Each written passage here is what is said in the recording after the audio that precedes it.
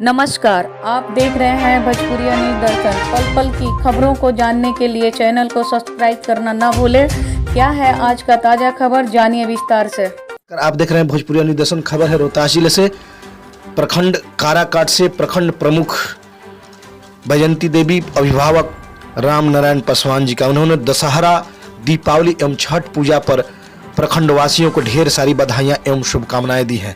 उन्होंने अपने शुभकामना संदेश में यह कहा है कि यह पर्व सभी के लिए अमन, चैन और सुकून से भरा हुआ पर्व हो, सभी हर्षित और आनंदित रहें।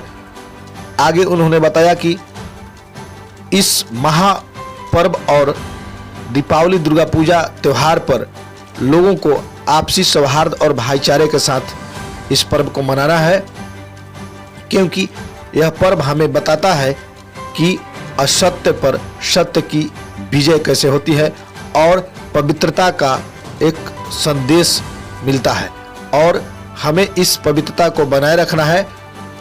इस प्रखंड सहित पूरे जिले वासियों को उन्होंने ढेर सारी बधाइयां और शुभकामनाएं दी।